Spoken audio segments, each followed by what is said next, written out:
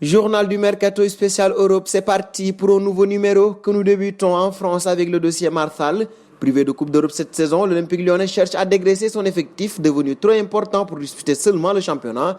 Arrivé en 2017, Fernando Marsal se reproche de rejoindre Wolverhampton. Selon les informations de Tim Nash, le Brésilien se reproche de s'engager avec Wolverhampton contre 2,8 millions d'euros. Depuis l'instauration de la défense à 5, le défenseur évolue principalement dans l'axe aux côtés de Jason Denayer et Marcelo. Ses performances se sont améliorées et il a été en jambes lors du Final 8 au mois d'août. En cas de départ, il pourrait être remplacé dans le 11 par Joachim Andersen.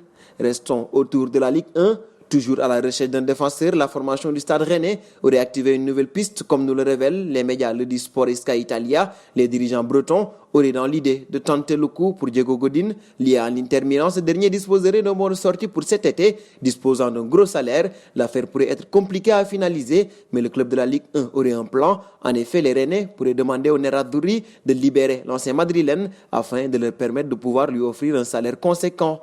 Un tour au Real Madrid, prêté l'année passée au FC Séville où il a brillé. Le latéral gauche, Sergio Reguilón, ne devrait pas rester auprès de Zizou. Ses belles prestations sous le maillot du club andalou ont tapé dans l'œil de plusieurs clubs dont Manchester United. Récemment, les Red Devils ont formulé une première offre pour le jeune espagnol de 23 ans, une proposition refusée par les dirigeants madrilènes. Néanmoins, ces derniers seraient disposés à le lâcher, mais pas à n'importe quel prix, comme nous le révèle Marca. En effet, les merengues auraient fixé un prix de départ de 30 millions d'euros pour leurs joueurs.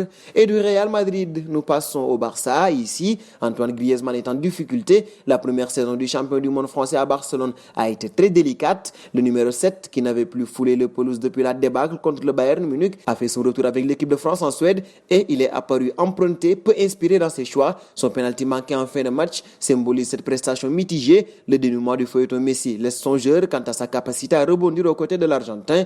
Quoi qu'il en soit, Antoine Griezmann garde une excellente cote sur le marché des transferts. Si le Français se décidait à faire le grand saut, il ne manquerait pas de courtisans. Selon les informations du Daily Mail, Liverpool, mais aussi Manchester United et Arsenal surveilleraient de très près la situation. Et parlant de Liverpool qui suit Griezmann, les Reds ont fixé le prix de Wijnaldum. Selon le Daily Mirror, Liverpool ne serait pas prêt à céder Wijnaldum pour moins de 15 millions de livres sterling, acheté 23 millions de livres par les Reds à Newcastle à l'été 2016. Le Barça ne serait prêt à débourser que 10 millions de livres pour le milieu de terrain néerlandais voulu par Ronald Koeman. Un bond auprès de Leeds de Bielsa, le club anglais aimerait recruter le joueur du FC Barcelone Rafinha. En Allemagne, avec le dossier Javi Martinez pour clore ce journal, arrivé en 2012 pour la somme de 40 millions d'euros, l'Espagnol pourrait faire ses adieux dans les jours à venir aux supporters du Bayern Munich. En effet, selon les dernières informations du quotidien Marca, l'international espagnol serait sur le point de faire son retour sur les pelouses de Liga.